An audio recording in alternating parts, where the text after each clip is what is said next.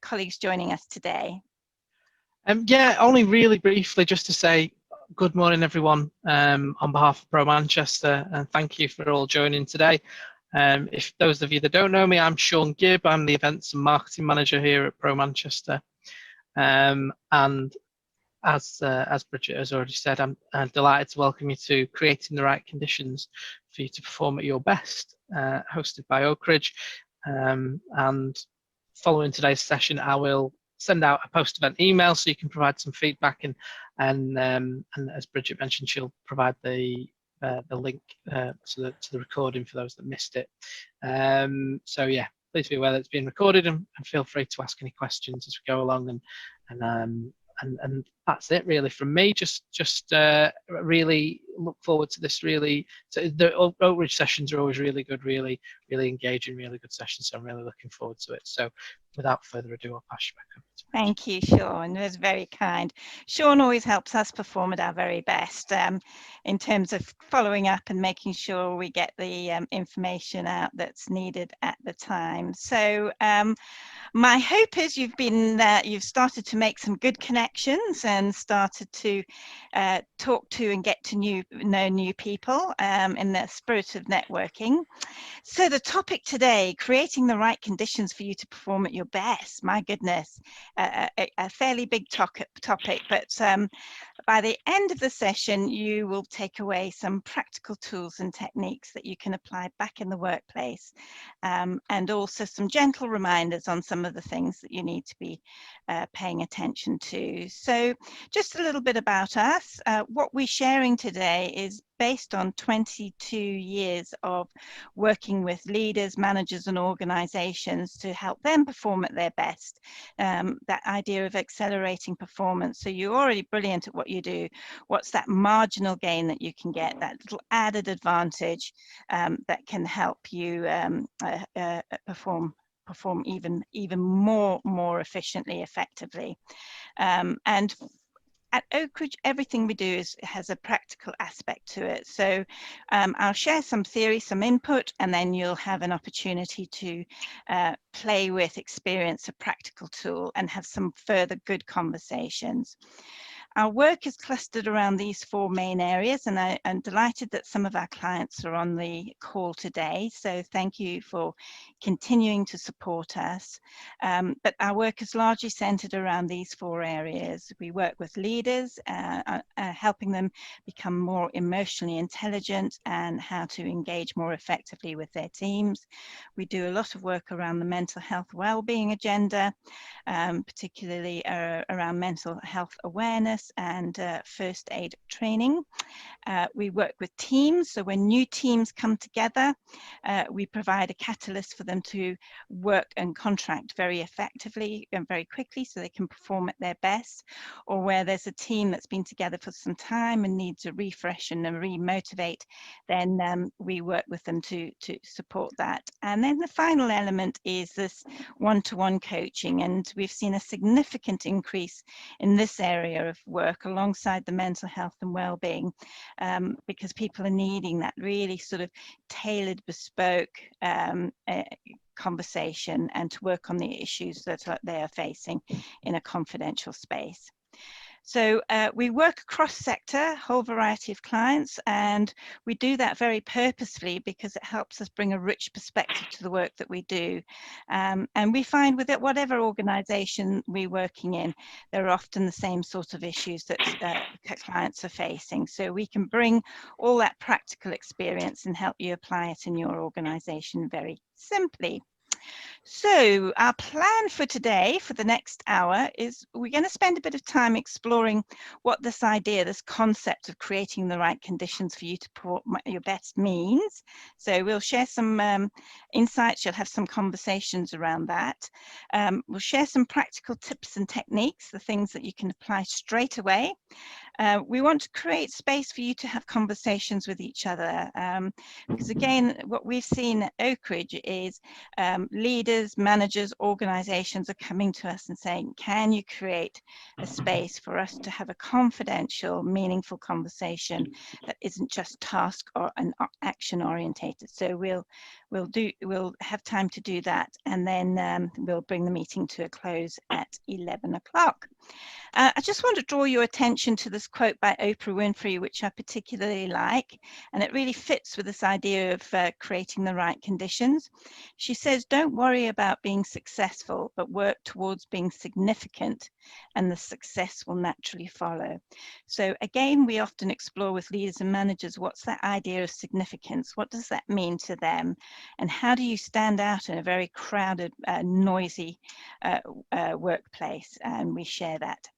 So what I'd like us to do, if you could grab your mobile phones, or you can do this on your laptops, if you could go to www.menti.com and enter this code 988132, and it's just an opportunity for us to tune into how we as a group are feeling this morning. So if you go to that, you'll see an instruction on the screen, and you just pop your 3 words in there, and we'll have a look at what's the tone and feel and where people are at and what are they experiencing.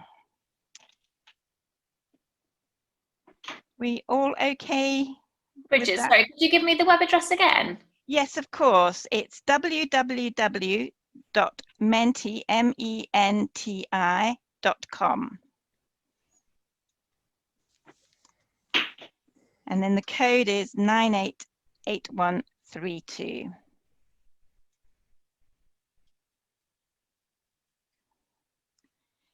And then we'll just get a sense of what that looks like, and I can share it with you. Just how are we all feeling here in the room?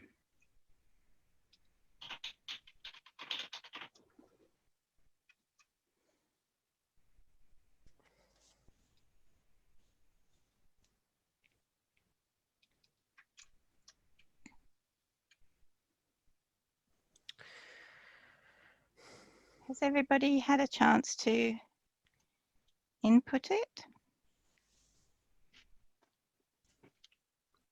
Yeah, I've done it.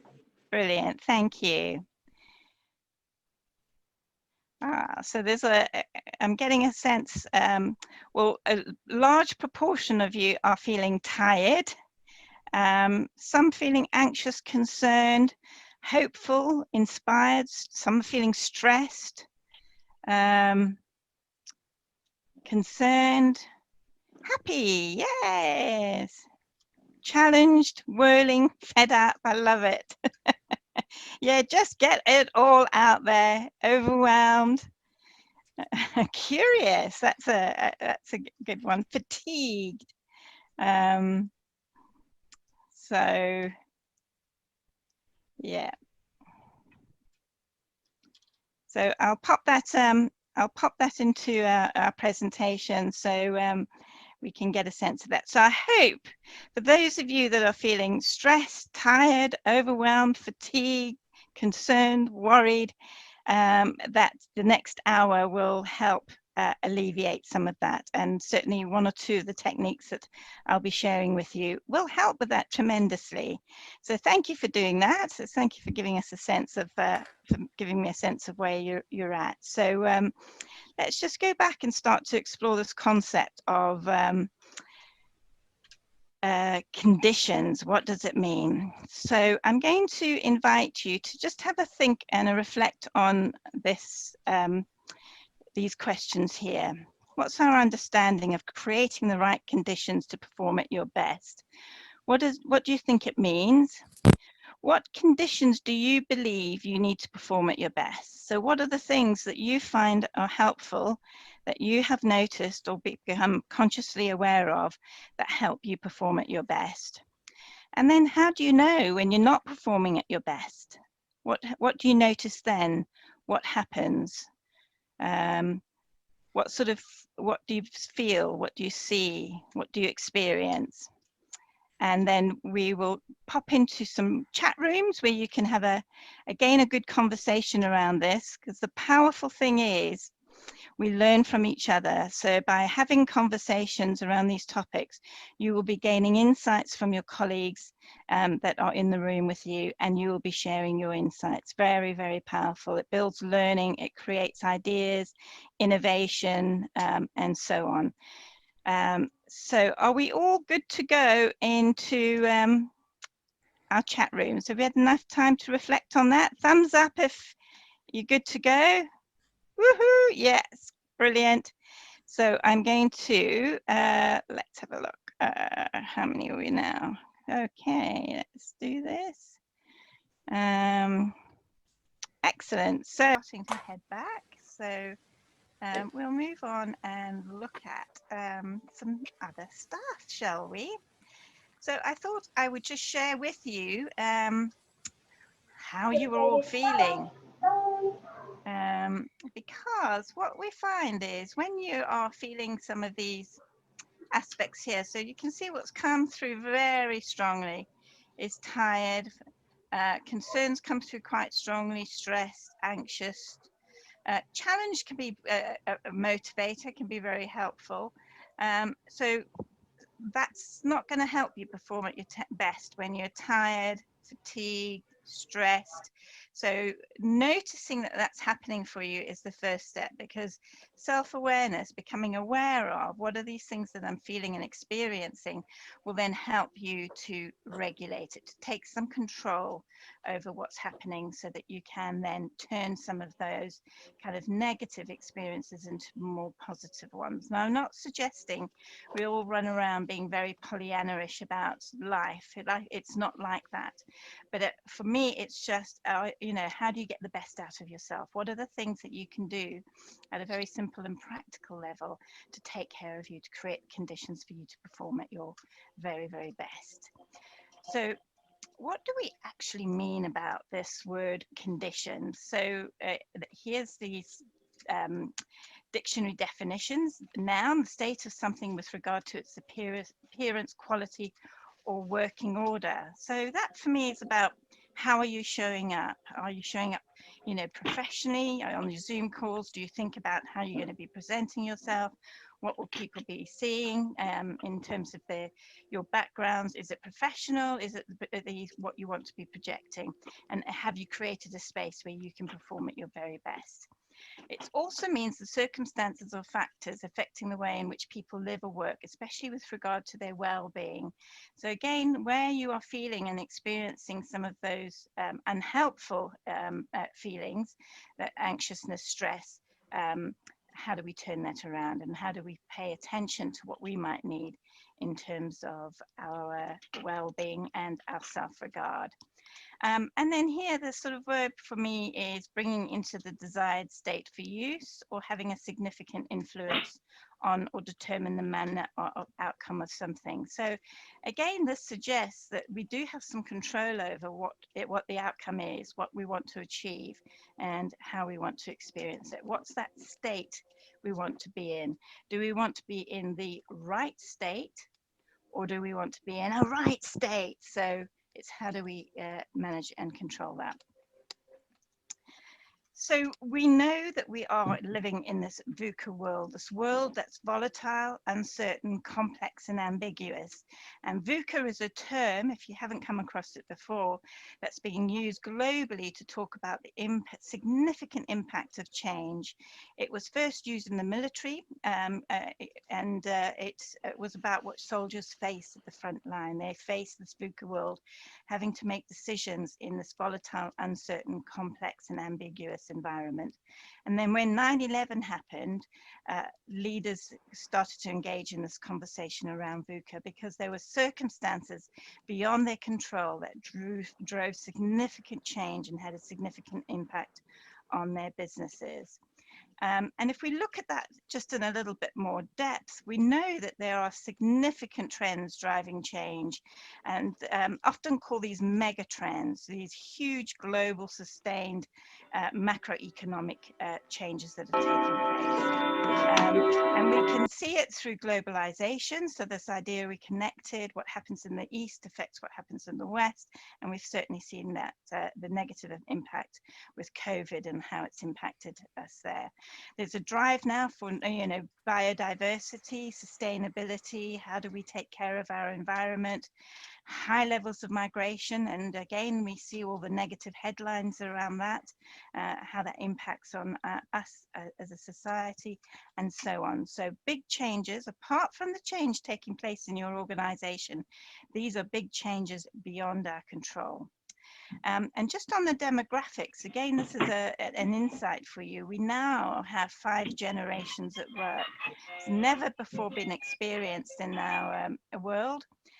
So if you are line managing a team, you could have somebody that's just starting their career with the ambition and energy and dedication, as well as somebody's finishing their career with energy, dedication, and so on. So there's quite a big shift in demographics.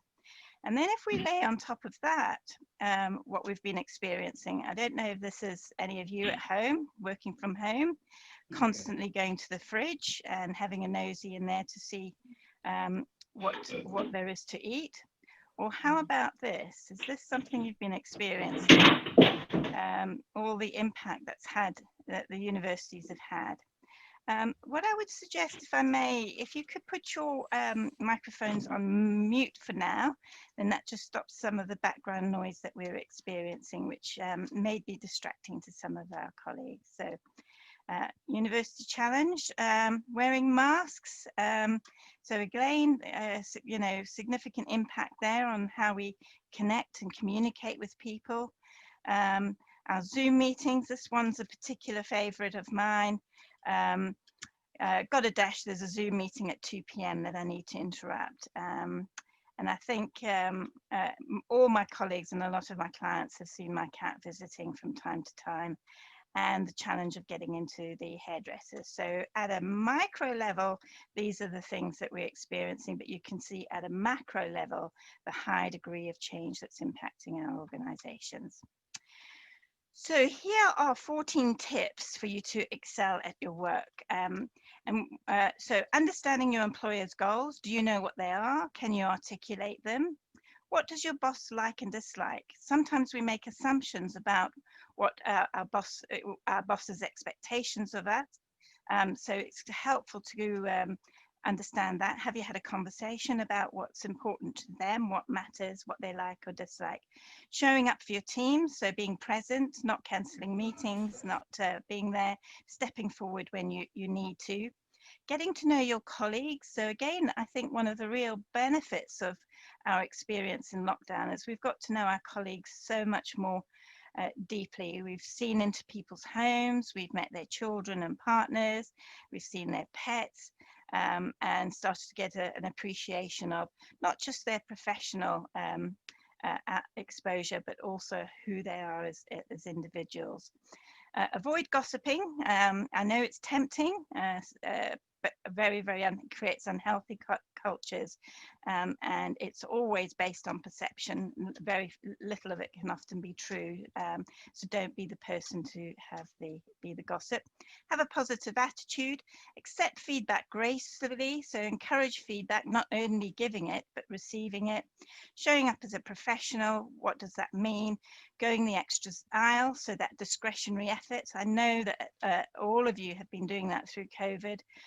You know, I hear stories of people working long hours and working harder than they've ever done, and going that extra mile. Find ways of solving problems. Don't be the problem. Often when you go to your boss with an issue, go with the solution and just use them as a sounding board. Take the initiative, stretch your skill set, so step out of your comfort zone.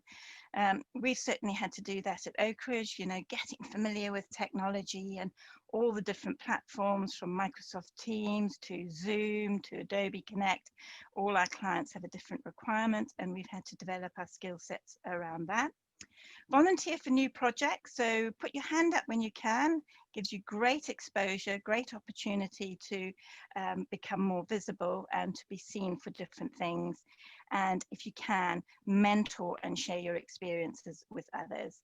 So we're going to deep dive a little bit into some of these areas. We're going to spend some time talking about our goals, the employer's goals, and how our individual goals link to that. Do you know them?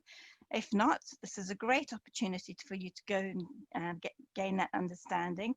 The goals may have changed given the pandemic. We may have now a different set of rules of engagement, different ways of working. So understand that. How you get to know your colleagues. So again, I'm going to share something with you in terms of a pyramid of trust, how you get people up to that high level of trust where you've got really great rapport and great engagement. How you can have a positive attitude. So again, looking at the cloud share earlier, a number of you are experiencing some challenges, and I'll share a tip and technique that may help with that. And then accept feedback gracefully. So I'll share with you a very simple model that you can use to gain feedback as well as give it. And then finally, we'll close off what being a professional is all about. Phew. So does that sound like a plan? Yes. Radio. So here we go. Again, you're going to do some work and have some conversations with your colleagues, because this is what it's all about. What are your company's goals, and can you articulate them? So this is a lovely opportunity just to sound out and hear yourself talking about the goals of your organization. Are they absolutely clear? How does your role impact on those goals? So what is it that you're doing specifically that adds real value to what your organization's trying to achieve? What can you do more of to have an impact? So again, this conscious awareness to say, okay, am I visible enough? Am I making the right impact? What can I do more of? And has there anybody in your organization recently been promoted? And what was it that they've done to get that promotion? So what have you seen them do? If that's not been your experience recently, then perhaps just talk about some great examples of where you see people really kind of responding and being very visible about their contribution to the overall organizational goals. And you'll see here Kodak, a worldwide photographic manufacturing and distributing organization. So just a very simple sort of goal, sets out what it's all about, and its goals are linked to that. So are we ready to go and have a chat about that? Aha, brilliant. Yes. So let's have a look. No, good to go. We're just waiting for a couple of people. Penny, were you going to say something? I think that what some people were saying was that their goals have changed quite considerably post-COVID. Yeah. And they're having to revisit things and look at things in a different way. Yeah, that's really good. And adapt quickly. Yeah, adapt quickly, respond to the constant change. Brilliant. Any other comments? Just that two of us in our room took a picture of the slide, so I don't know if anyone else is doing that, but it helps when there's quite a few questions to think about. Thank you. Good tip there, Natalie. Brilliant. Well, thank you. And let's move on and continue to look at this idea of conditions. So we've talked about the goals of the organization and how you reflect that. What is it that you're doing that adds value? And then we're just going to look at the levels and types of relationships that we have, and particularly here in a sort of networking organization like Pro Manchester, it's different types of relationships will be established. So you've got the expertise type relationship where you give the answers. So our specialist lawyers and accountants, they provide the expertise, their technical knowledge and know-how. We have a needs-based relationship. So again, number of our clients we have relationships at this level where they come to us with an issue and say, can we support them? And we respond with a very much sort of tailored, or from our experience, respond to address that particular need or that particular problem. You have a relationship-based professional relationship, which is all about that customizing, kind of making it bespoke to them, very much tailored to their requirements. So it's not taking an off-the-shelf product that can solve a problem, but it's taking something that's very, very customized. And we do a lot of work with Bentley, and every car is customized to the client that's purchasing it, very much relationship based. And then you have this trust-based relationship where it's very personalized, and you know what your client's thinking, feeling, and wanting. You've got that depth of relationship. So I'd like you just to, grab a pen and paper and think of your top 5 professional relationships, your top 5, and just identify where they may be in that. Are they at that expertise base where you continue to give them that your expertise, provide them with the information, data, technical know-how? Is it needs-based? Do you respond to their requirements? So rather than being proactive, you're much more reactive, where your clients come and say, I've got this problem, can you help us sort it, Brigit? Or do you have that relationship-based professional relationship where it is about the relationship and it's very customized around their requirements? It's not just a lift and shift. Or do you have a trust-based relationship where it's highly tailored, highly bespoke, very much centered around that individual client, so you know what their needs and wants are, and there's high levels of trust? So just make a note of where you think your 5 relationships are. And what we want to do, particularly in the fields that we are operating in, is to get to this idea of building trust. So this was a model developed by psychologist Eric Byrne. And he talked about the levels of relationship. So you start off often at the small talk, getting acquainted, how did you get here? What's the weather like where you are? And how's your week been so far? And did you watch EastEnders last night? Sharing facts and information. So this is where you get that common ground. Oh, yeah, I see you're interested in leadership development. Oh, so am I. And have you read this article? And can I share this resource with you? Then you get, as you get higher up the pyramid, more personal disclosure starts to happen. So you start to share your ideas and views. So and there's risk in that. And we certainly see that in social media, where you don't have those levels of trust, where you can put out a political statement or share a view. Sometimes you have a tsunami of responses where people are really challenging that. So I think in social media, we have that personal disclosure, we take that risk, and then the response can be quite challenging. So where you share your personal views. Further up the ladder, you've got your sharing of emotions. So this is when you start to really talk about how you feel and what's going on for you, and being more authentic and open, and being more human in that respect, rather than kind of just sharing facts and data and information. And then ideally you want to get to this level of rapport where it's totally open, there's no barriers, you absolutely trust each other, you've got a great relationship, and it's mutually supportive.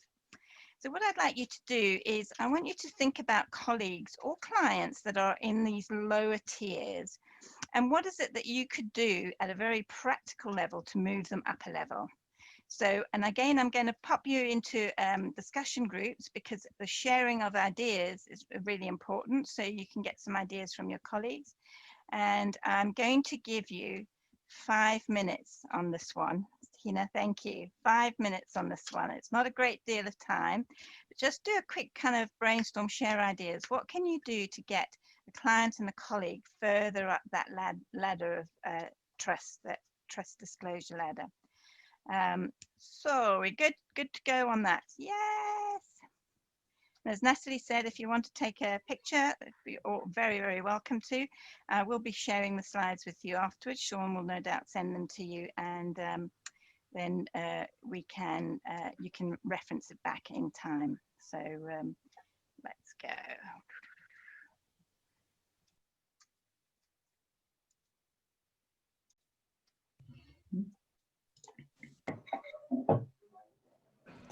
Back. Hello there.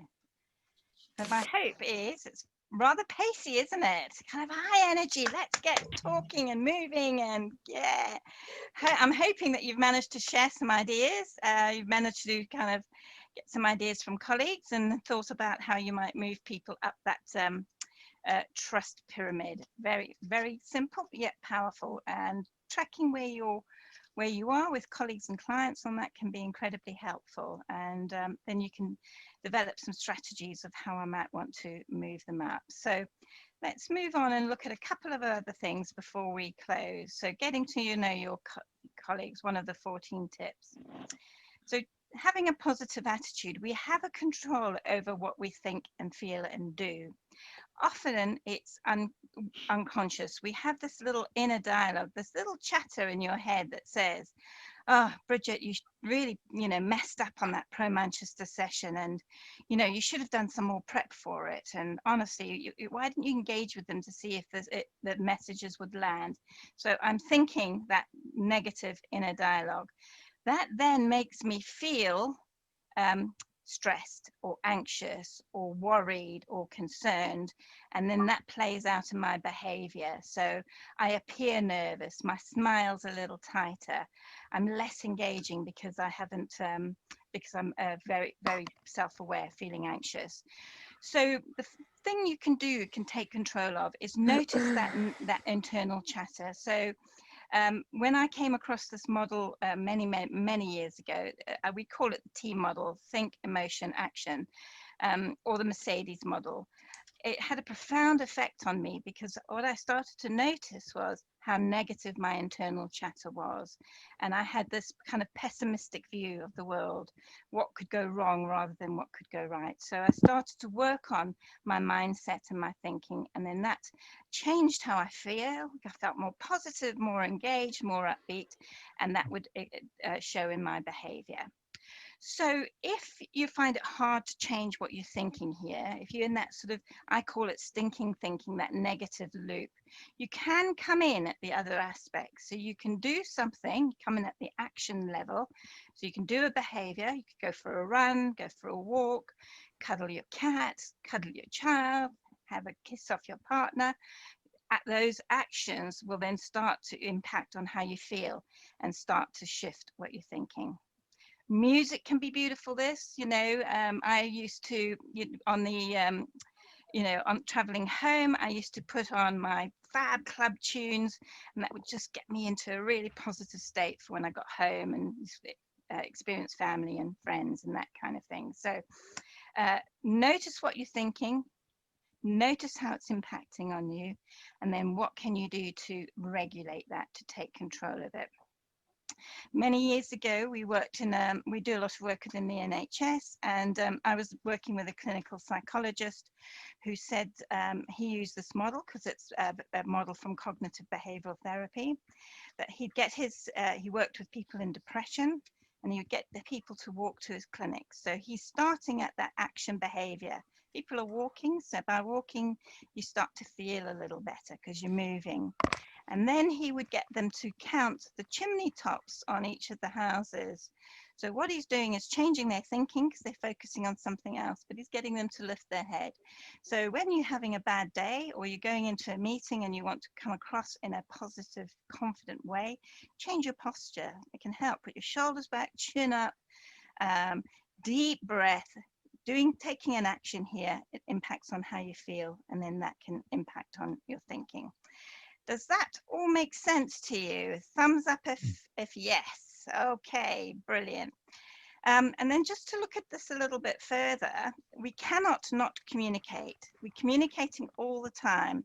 We don't have to be saying anything because people can be observing our body language. Brigit stomped into the office today with her head down. Oh gosh, she must be in a bad mood. I'll leave her alone.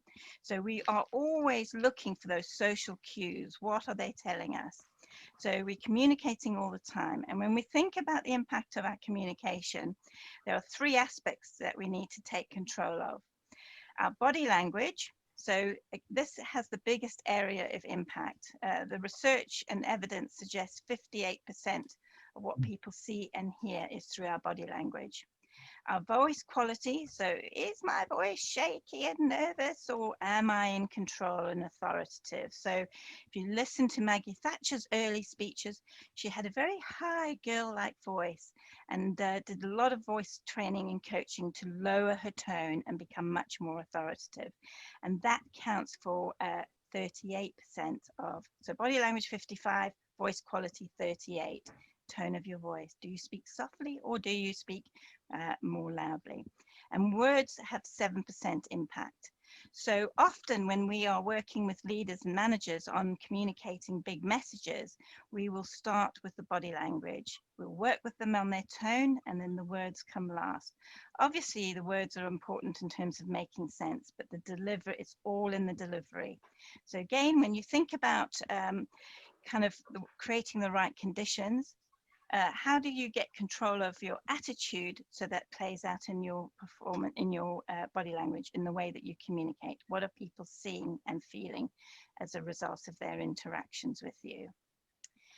Then the final two pieces of sort of tools, techniques that I will share with you is one on feedback.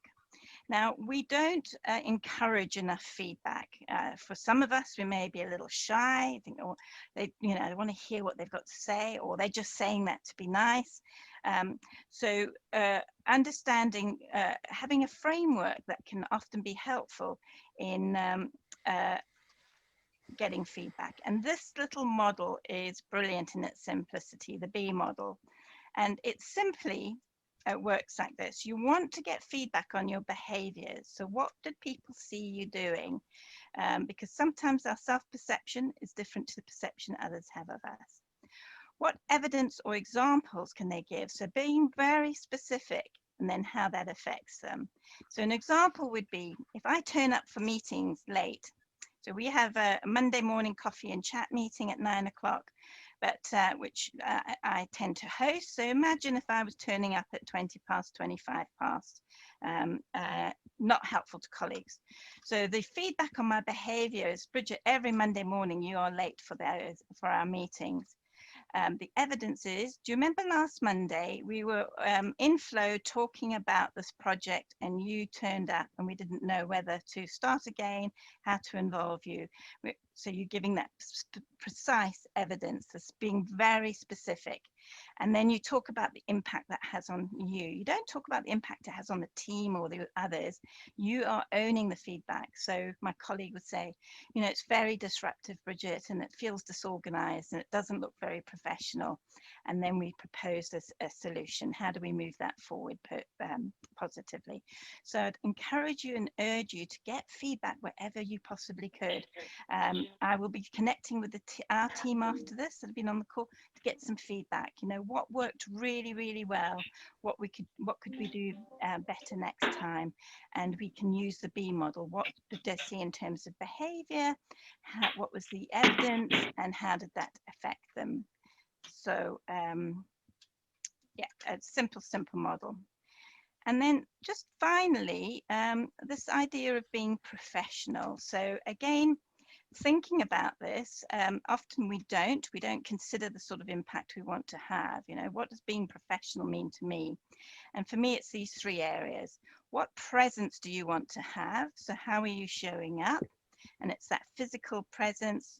Do I seem to be confident and authoritative?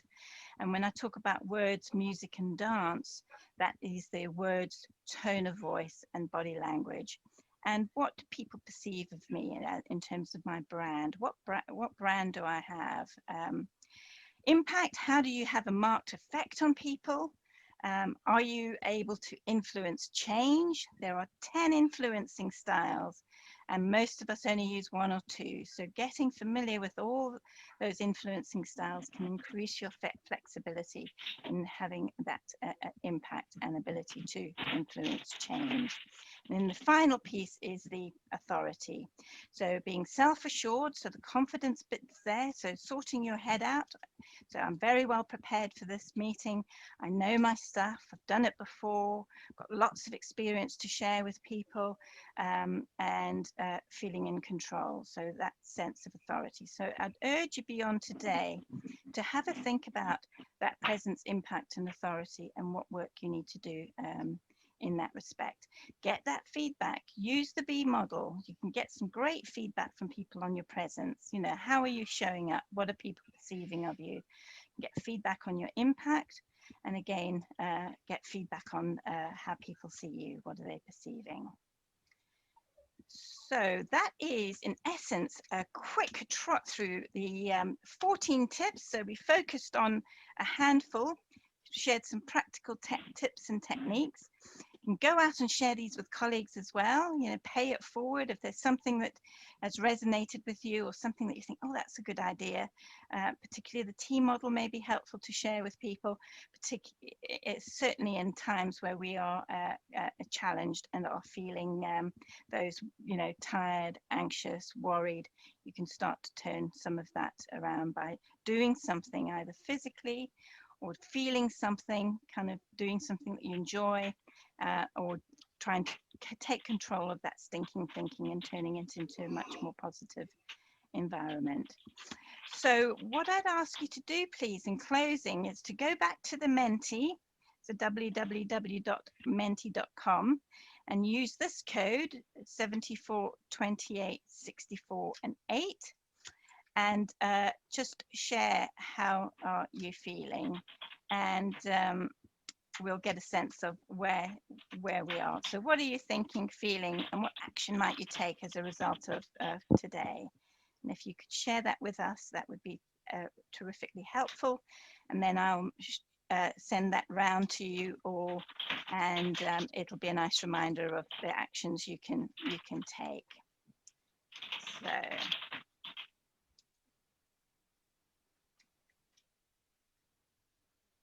just kind of, what are the words that you are describing that you will be taking away from today?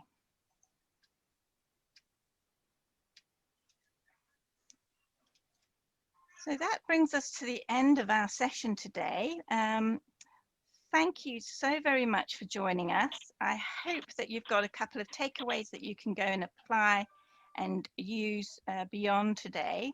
You know where we are if this interests you, if you want to do some more work on this, you know, just get in touch. We're always happy to talk. We, you know, love the idea of partnerships, and, you know, there's strong relationships, so conversations are always good.